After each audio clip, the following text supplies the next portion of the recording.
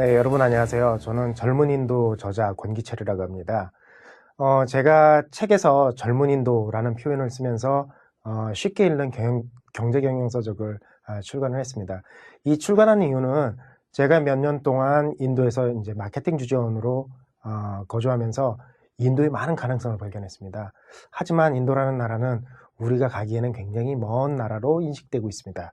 따라서 어떻게 하면 인도를 좀 더 쉽고 재밌고 그 다음 미래에 우리 기회를 땅으로 삼을 수 있게 만들 것인지 거기에 대해서 여러분과 함께 나누는 시간을 갖고자 합니다.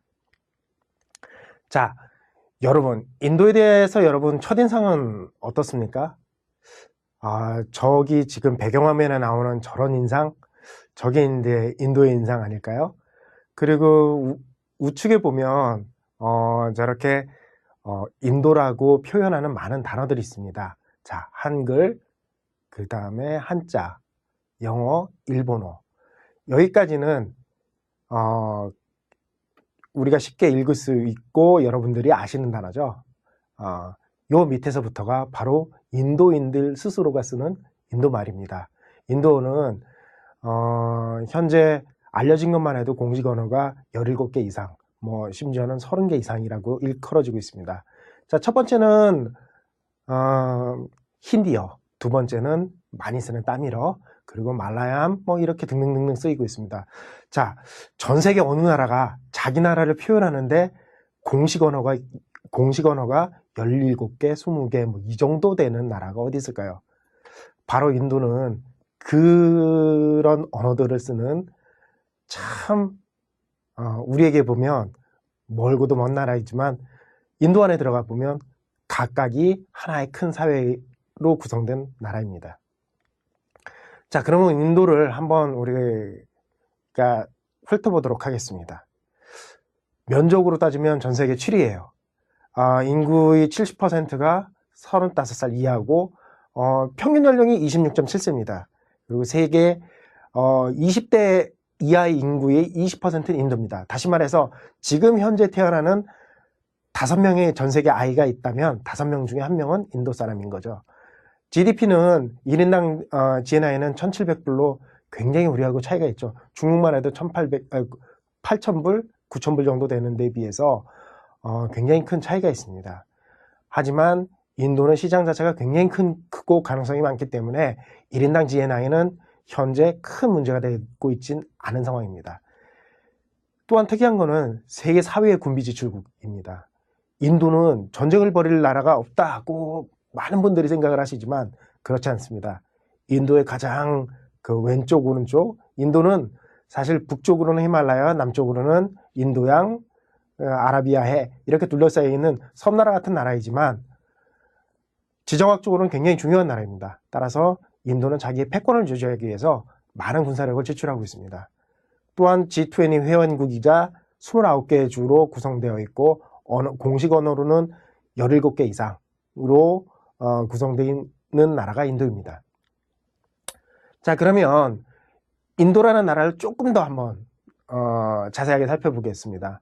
면적은 됐고 기후는 열대 몬순이고 온대 기후도 있고 고산 기후도 존재하는 좀 굉장히 국토가 큰 만큼 다양합니다. 수도는 잘 아시다시피 뉴델리고 인구는 현재 12억 5,900만 명으로 알려지고 있으나 실질적으로 조사해보면 한 13억 가까이 된다라는 이야기도 많이 있습니다. 주요 도시는 여러분들이 잘 아시는 뉴델리, 뭄바이, 첸나이, 그 다음에 벵갈루루 이런 도시들이 있습니다. 특히 이제 벵갈루루 같은 경우는 IT의 도시로 유명합니다. 그 민족은 인도는 아리안족이 70%가 넘어가 있고 그 다음에 드라비드족 그리고 정말 다양한 민족들로 구성이 되고 있습니다. 언어는 힌디어를 중심으로 해서 아까 첫 장에 보셨다시피 따밀어, 말라얌 많은 언어들이 쓰이고 있습니다. 종교는 힌두교의 종주국이 인도, 당연히 힌두교가 80%를 넘어가고 있고 그 다음에 이슬람교 그리고 기독교도 2.3%가 됩니다. 이 기독교를 한번 보시면 2.3% 중에서 우리가 알고 있는 기독교는 0.6% 정도밖에 안 되고 실질적으로 유럽의 그 영향으로 인해서 1.7%가 우리가 아는 천주교입니다. 그리고 시크교, 뭐 불교, 자이나교 등으로 종교가 구성되어 있습니다. 그리고 인도는 아시다시피 1947년 영국으로부터 독립을 했고 정부 형태는 의원내각제입니다. 지금 총리는 그 모디 총리, 그러니까 경제개혁으로 유명한 모디 총리가 총리를 2014년부터 맡아가지고 나라를 다스리고 있습니다. 소속은 인도인민당. 제가 인도에서 살 때는 BJP라는 약칭으로 많이 불렸던 그 내각의 BJP로 불렸던 그런 당의 수반이 현재 모디 총리입니다. 지금부터는 인도의 다양한 모습을 사진 몇 컷으로 한번 사진과 동영상으로 살펴보도록 하겠습니다. 자, 인도의 그 다양한 모습들, 첫 번째 뭄바이 뒷골목입니다. 여러분, 이 뒷골목 어떤 느낌이 드세요?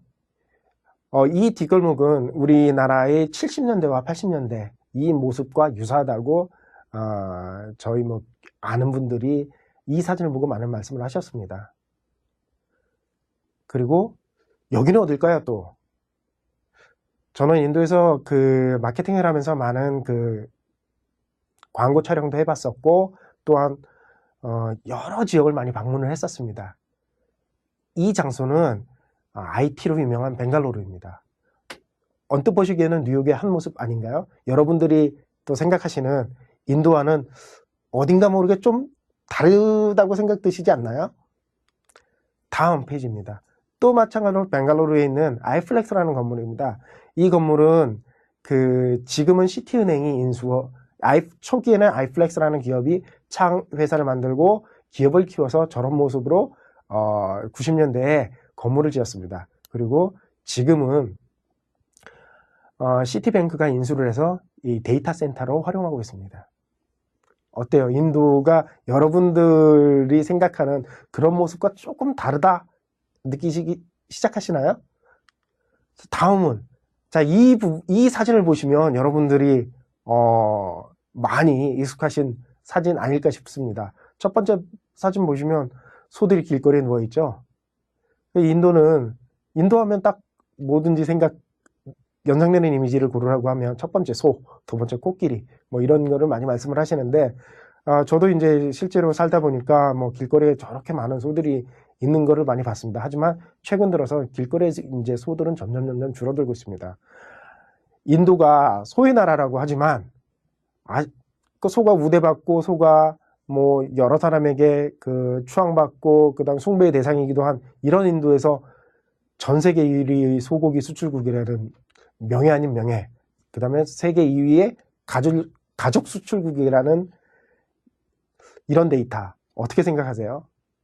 우리는 인도의 여러 가지 모습을 보고 있지만 실제 우리가 아는 인도의 모습은 이렇듯이 굉장히 다른 모습들이 있다는 사실을 여러분들께서 좀 아셨으면 좋겠습니다. 저는 인도에서 몇 년 거주하고 실제 마케팅을 해보면서 인도를 상징하는 하나의 사진을 고른다고 한다면 바로 이 사진을 여러분들께 말씀드릴 수 있을 것 같습니다. 이 사진에 보시면 크고 높은 현대식 빌딩과 바로 그 옆에 빈민가가 함께 공존하는 곳이 바로 인도의 모습입니다. 그리고 저기 위에 뭐 눈썰미 좋으신 분들은 보실 수 있겠지만 새가 한 마리 날아가고 있습니다. 그 새가 한 마리 날아가고 있는데 저 새는 뭘까요? 그렇습니다. 인도는 여러분들이 잘 아시다시피 큰 대도시에 사람만이 사는 것이 아니라 많은 동물들도 같이 삽니다.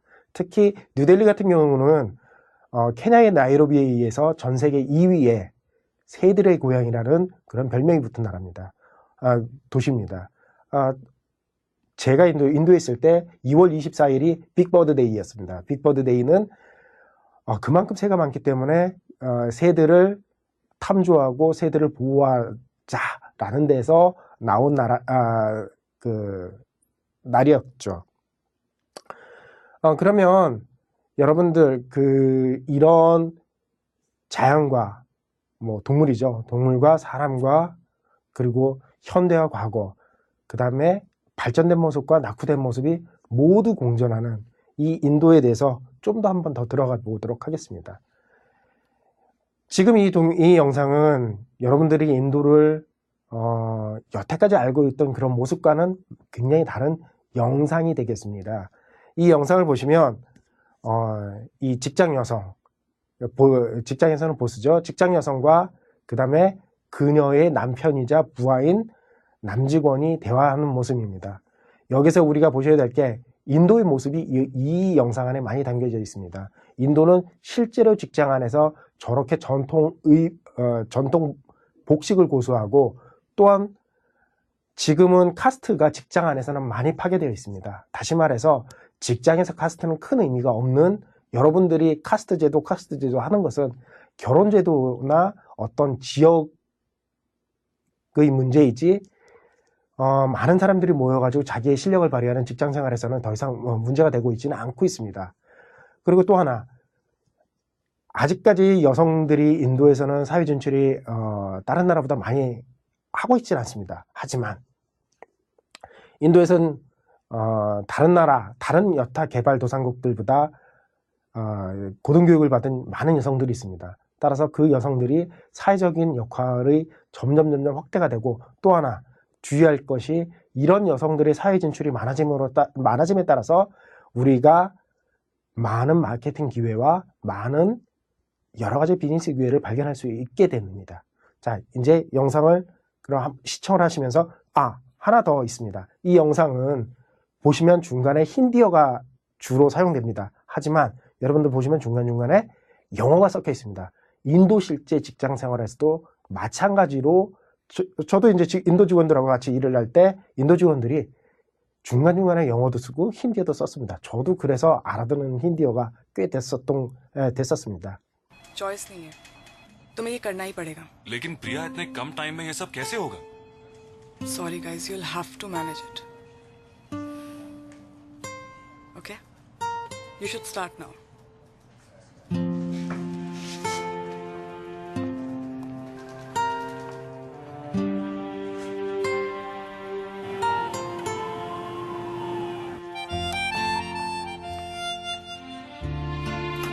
Hi, how's it going?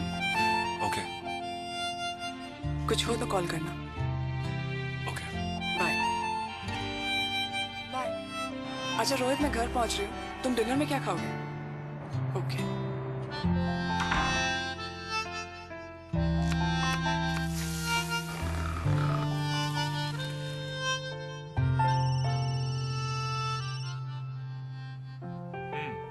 Time लगेगा, बॉस ने बहुत काम दिया है। बाय।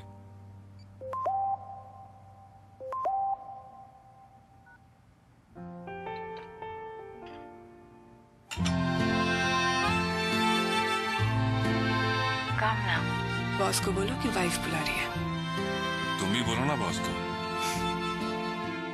जल्दी आना, वेट करूंगी। कभी कभी बस एक स्मार्टफोन लाइफ में थोड़ा मैजिक ला सकता है। तभी तो खास स्मार्टफोन्स के लिए बना है एयरटेल द स्मार्टफोन नेटवर्क।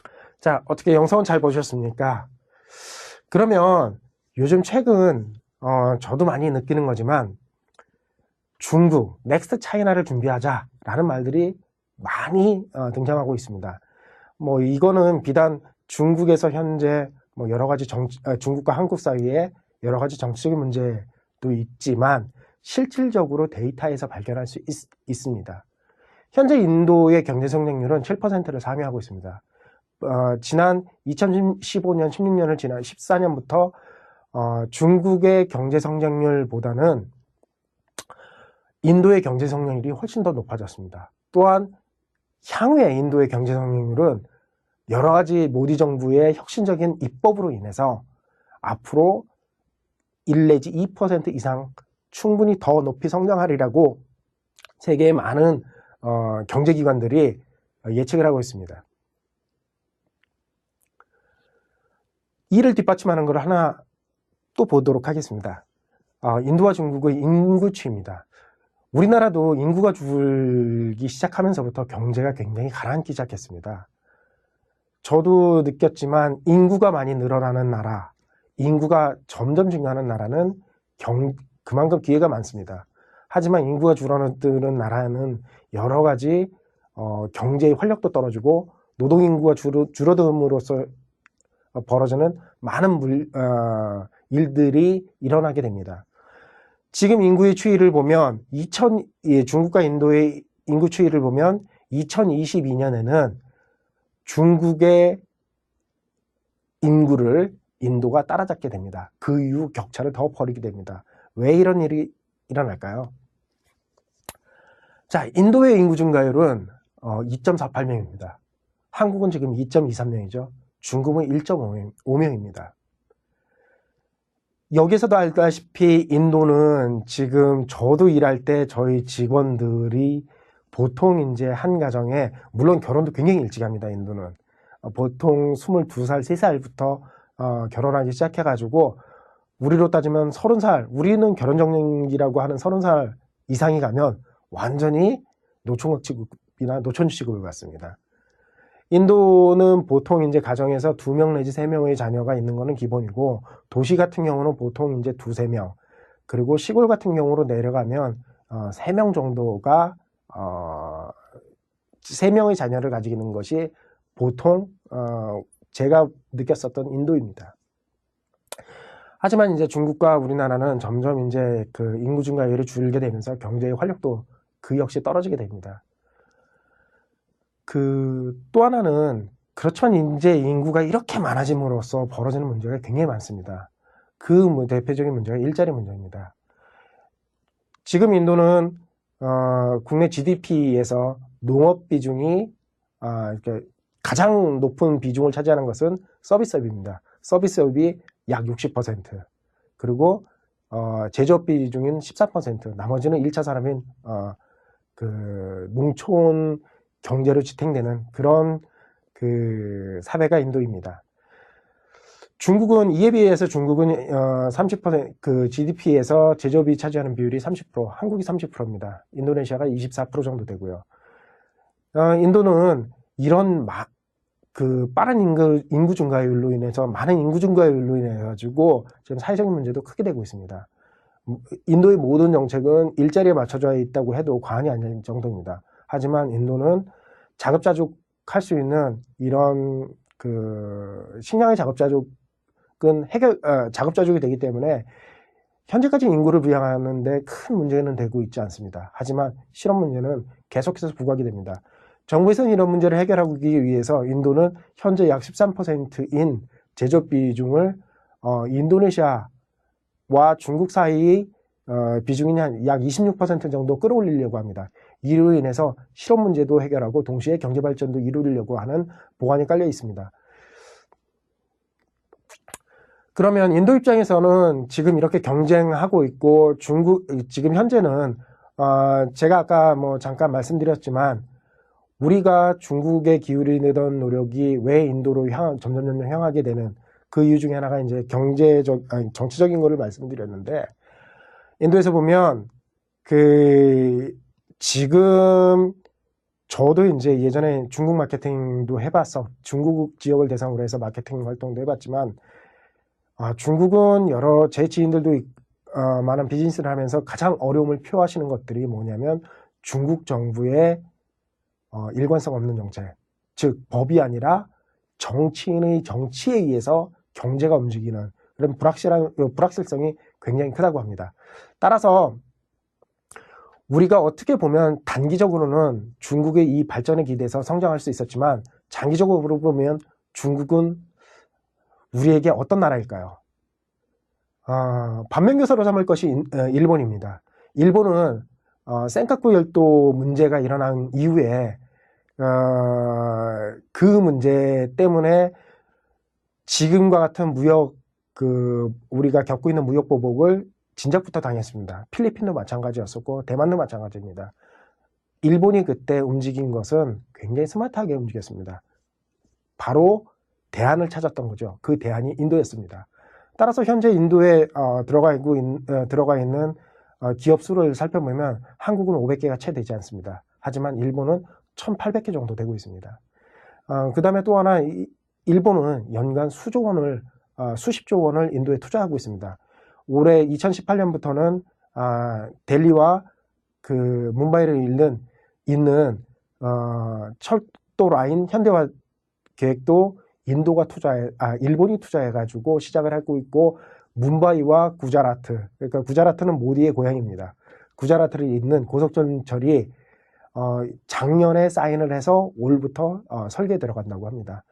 이렇게 많이 이 철도 라인을 기준으로 해서 인도는 많은 기업들이 진출을 앞으로 계획하고 있고 계획을 할 예정입니다.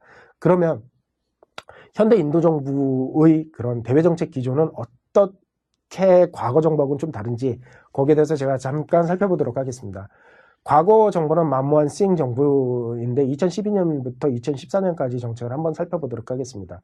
목표는 정책 기조는 똑같습니다. 신비동맹 정책. 비동맹 정책은 여러분도 아시다시피 미국이나 러시아의 패권하에 러시아의 패권에 휘말리지 않고 독자 나름대로 외교 정책을 펴 나가겠다라는 것입니다. 하지만 이제 구소련이 몰락하고 세계 질서가 굉장히 복잡하게 바뀐 현재에는 그런 비동맹 정책을 고스란히 따라갈 수 없기 때문에 1990년대 후반부터는 신비동맹 정책이라고 해서 인도 나름의 그 독자 노선을 걷는 그런 정책을 쓰고 있습니다. 그 유심하게 지켜보셔야 될 게 G2에 대한 정책입니다. 과거에는 범친미 정책, 미국과는 그냥 친하게 지낸다 이 정도였고, 중국과는 어차피 국경 문제가 1962년부터 국경 분쟁이 흔히 심했었습니다.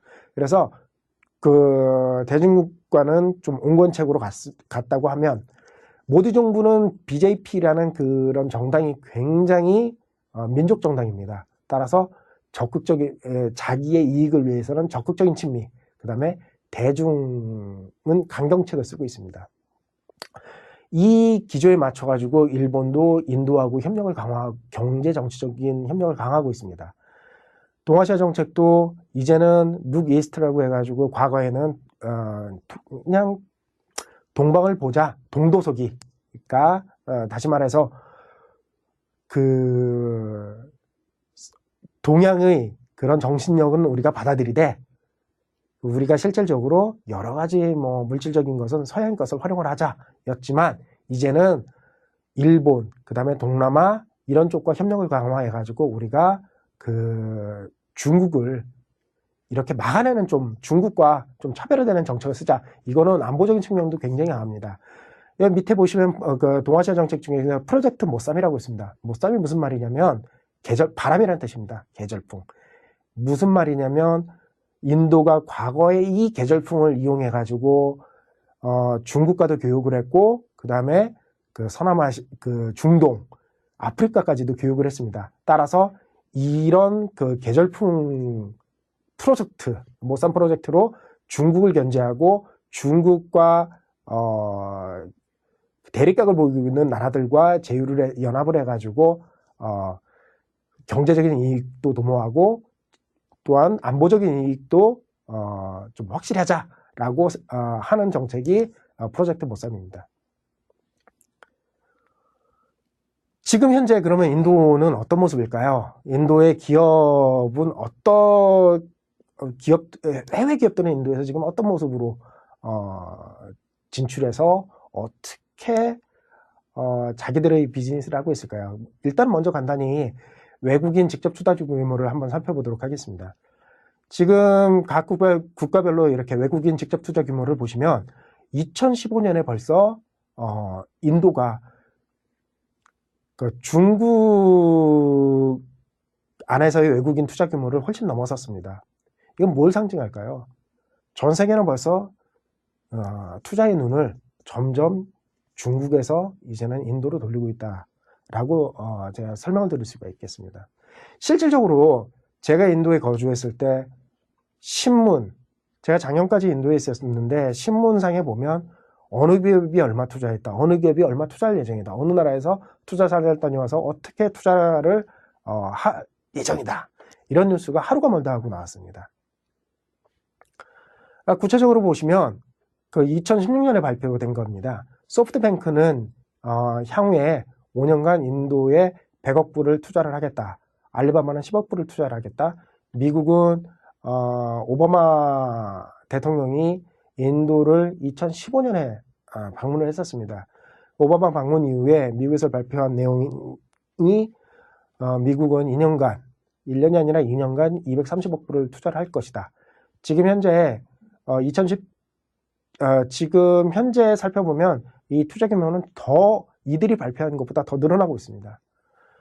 심지어 소프트뱅크에서는 인도 진출한 한국 기업에게도 제가 알고 있는 그 한국 기업에게도 1,000만 불 이상 투자한 올 초에 1,000만 불 이상 투자 계획을 맺었습니다. 그다음에 중국은 현재 이제 투자 규모가 과거에 비해서 인도에 적대국인 적성국이죠. 서로는 전쟁도 많이 벌이고 있었으니까 299%의 투자 신장률을 보이고 있습니다. 2014년 비해서 2015년에 299% 성장했고 일본은 21%. 그리고 일본의 지금 일본의 경제인 단체 연합회가 일본 기업 내 설문조사를 한 결과 2014년에 설문조사를 했습니다. 85%가 앞으로 인도에 진출할 예정이다라는 답변을 했습니다. 하지만 이제 한국은 2014년 기준으로 해가지고 1억 4천만 불, 전년 대비 그것도 14.7%가 줄어들었습니다. 기업 수도 지금 현재는 500개가 되지 못하는 이 기업 수를 보이고 있습니다. 물론 정부 발표 자료에 따르면 830개 정도가 등록이 되어 있지만 실질적으로 기업을 하는 그 기업의 수는 보시다시피 숫자가 굉장히 낮고 이 숫자 중에서도 많은 기업들이 식당, 그다음 굉장히 소규모의 자영업들이 많이 진출해 있는 상황입니다. 지금 인도는 세계를 향해서 포유하고 있는 단계입니다. 인도 모디 총리는 메이크 인 인디아로 그 슬로건을 정하고 정부가 2014년 여름에 들어섰습니다. 메이크 인 인디아는 핵심은 3차 산업, 1차 산업이 큰 인도에서 2차 산업을 성장시켜서 2020년에는 제조업 비중을 22%까지 향상시키는 목적으로 1차 목표로 삼았습니다. 궁극적으로는 중국의 제조업을 대체해서 인도의 발전을 이끌어내겠다라는 게 메이크 인 인디아입니다. 여러분들 보시다시피 메이크 인 인디아 좀 약간 이상하지 않습니까? 뭐냐면 메이드 인 코리아, 메이드 인 차이나 이런 걸 많이 들어봤지만 메이크 인 인디아 왜 이걸 썼을까요? 메이크 인 인디아라는 건 메이크에 담긴 메이크는 현재형입니다. 메이드는 과거형. 따라서 인도의 모디 총리는 메이크 인 인디아 현재에 집중해서 인도를 이끌어 나가겠다. 즉 현재 제조업을 부밍시켜가지고 인도를 이끌어 가겠다라는 큰 의지가 담겨져 있는 슬로건입니다. 세계를 향한 인도에서는 모디 총리가 들어서고 난 다음에 여러분들께 두 컷의 사진을 보여드리도록 하겠습니다. 왼쪽 컷은 2015년 영국을 방문해서 그 간디 동상 제목 2016년이죠.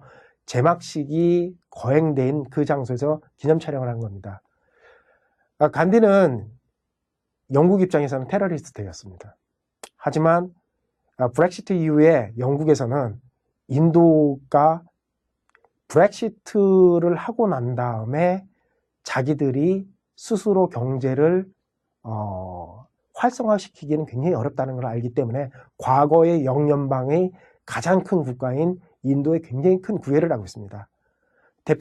그런 결과로 이렇게 테러리스트였던 간디의 동상이 영국 의사당 앞에 딱 서 있는 겁니다. 우리로 따져보면 안중근 의사나 그런 항일지사 분들의 동상이 일본의 국회의사당 앞에 서게 된 모습을 상상하시면 될 겁니다. 그만큼 굉장히 큰 사건이었습니다. 그리고 두 번째 사진은 인도와 일본의 신밀월 관계를 보여주는 사진입니다. 모디 총리는 총리가 당선이 된 이후 2014년 9월에 첫 방문지 100일 정부 출범 100일 만에 처음으로 방문한 곳이 일본입니다. 이때 모디 총리의 행적을 살펴보면 굉장히 흥미로운 게 많습니다. 한가롭게 다도를 한다던가 절을 방문한다던가 이렇게 학교에 방문해가지고 아이들과 시간을 함께 한다던가 이런 일들이 많이 있었습니다. 왜 이런 일이 있을까요? 일본과는 천천히 오랫동안 관계를 쌓고 가겠다. 이런 의지의 표명입니다. 따라서 마찬가지로 일본도 중국을 견제하는 자기의 파트너로서 미국 그리고 인도를 오른쪽에는 미국, 왼쪽에는 인도를 붙잡고 중국을 견제하겠다라는 강력한 정책이 있기 때문에 이런 다양한 이벤트도 마련을 했던 걸로 제가 기억을 하고 있습니다. 자, 이상으로 첫 시간은 제가 이렇게 인도의 지금 현재의 모습에 어떤 모습일까 여러분들이 많이 궁금해 하실 텐데 그런 모습 위주로 제가 말씀드렸습니다. 다음 시간부터는 좀 더 인도의 재밌는 내용과 재밌는 이야기로 같이 하도록 하겠습니다. 감사합니다.